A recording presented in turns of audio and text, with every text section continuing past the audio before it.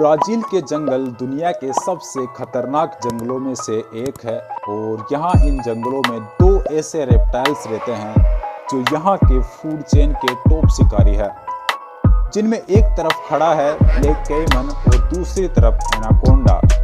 आज की इस वीडियो में हम यही जानेंगे कि क्या होगा अगर ये दोनों जानवर आमने सामने होते हैं, तो इनकी लड़ाई में कौन जीतेगा, कैसे जीतेगा, जो भी है वो सब आपको अभी थोड़ी देर में पता चल जाएगा। तो दोस्तों रहिए एनिमल टीवी के साथ वीडियो का मजा लीजिए। ब्लैक कैमन साउथ अमेरिका के मगरमच्छ है। उत्तरी अमेरिका के मगरमच्छों को हम एलिगेटर कहते हैं। ये मगरमच्छ एशिया और अफ्रीका के मगरमच्छों से अलग होते हैं। इनके मुंह का आकार यू आकार में होता है, जबकि अफ्रीका और एशिया में पाए जाने वाले मगरमच्छों का मुंह का आकार वी आकार का होता है। अगर आपको इनके बारे में जानना है तो इनके बारे में मैंने बहुत पहले एक वीडियो बनाया था, आप उसे जाकर देख सकते हो। ब्लैक कैमन उत्तरी अमेरिका के सबसे खतरनाक जानवरों में से एक है। यहाँ साउथ अमेरिका के नदी तालाबों में बस इनका राज चलता है, लेकिन इन इलाकों में दो और ऐसे जानवर भी रहते हैं जो ब्लैक कैमन को बराबरी की टक्कर देते हैं, जिनमें एक तो जेगुआर है और दूसरा एनाकोंडा। जेगुआर से हम ब्लैक कैमन को कुछ दिन पहले लड़वा चुके हैं और अब ब्लैक कैमन को हम एनाकोंडा से लड़वाएंगे। ब्लैक कैमन अमेरिका महाद्वीप के सबसे बड़े मगरमच्छ है और यहाँ की फूड चेन के ये टॉप शिकारी है। ब्लैक कैमन गहरे स्लेटी और काले रंग के जानवर है, जिनकी लंबाई लगभग 6 मीटर तक होती है और वजन लगभग 400 किलो तक होता है। दूसरी तरफ अगर हम एनाकोंडा की बात करें तो एनाकोंडा की 4 प्रजातियाँ इस दुनिया में पाई जाती है, जिनमें green anaconda, yellow anaconda, dark spotted anaconda और बोलिवियन एनाकोंडा शामिल है। इनमें ग्रीन एनाकोंडा दुनिया के सबसे बड़े एनाकोंडा होते हैं, जिनकी लंबाई लगभग 9 मीटर और वजन लगभग 250 किलो तक होता है। एनाकोंडा साउथ अमेरिका के लगभग सभी पानी के स्रोतों और घने जंगलों में पाए जाते हैं। जन्म के दौरान बच्चों की लंबाई सिर्फ 2 फीट तक होती है, इसीलिए शुरुआत में एनाकोंडा छोटी मछली और मेंढकों का शिकार करते हैं। 5 से 6 साल की उम्र के बाद वो पूरी तरह से जवान हो जाते हैं और फिर वो बड़े जानवरों का शिकार करते हैं, जिनमें हिरन और कैपिबारा शामिल है। आप ये जानकर चौंक जाओगे कि एनाकोंडा साल में लगभग 6 से 7 बार ही शिकार करते हैं। अगर एनाकोंडा को बड़ा शिकार मिल जाता है तो उसे बचाने में एनाकोंडा को महीनों लग जाते हैं। एनाकोंडा अक्सर रात को शिकार करते हैं। ये बहुत ही धीरे धीरे अपने शिकार के पास पहुंचते हैं और उस पर अचानक से हमला करते हैं। एनाकोंडा जहरीला नहीं होता, ये शिकार को दबोच कर मारते हैं। एनाकोंडा अपने शरीर से शिकार के चारों तरफ कुंडली बना लेता है और उसको दबाता ही रहता है, जिससे शिकार की मौत हो जाती है और फिर बड़े आराम से उसे निगल जाता है।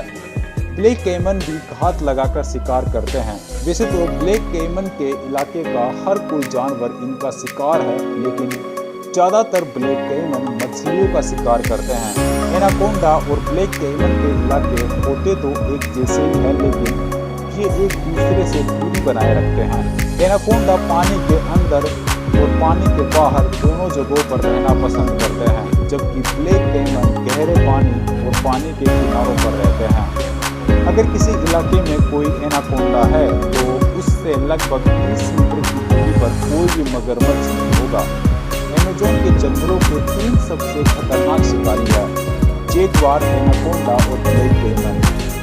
अगर आप थोड़ा ध्यान से जानोगे तो आपको पता चलेगा कि इन तीनों के इलाके अलग अलग है, लेकिन आपको ऐसा लगेगा कि इन तीनों के इलाके एक दूसरे से ओवरलैप हो रहे हैं। मतलब जेगुआर कभी कभी नदियों में इन ब्लैक कैमन के इलाकों में शिकार कर लेते हैं और ऐसा ही एनाकोंडा और ब्लैक कैमन के साथ है। ब्लैक कैमन और ग्रीन एनाकोंडा एक दूसरे के इलाकों में शिकार कर लेते हैं, लेकिन ऐसा नहीं है कि ब्लैक कैमन पानी से बाहर निकलकर जंगलों में जाकर शिकार कर रहा है। ब्लैक कैमन का बाइट फोर्स लगभग 2000 PSI तक होता है। अगर एक पूरी तरह से जवान ब्लैक कैमन और एनाकोंडा आपस में लड़ते हैं तो ज़्यादा जीतने की चांस एनाकोंडा के पास होंगे, क्योंकि वो काफी लंबा जानवर है।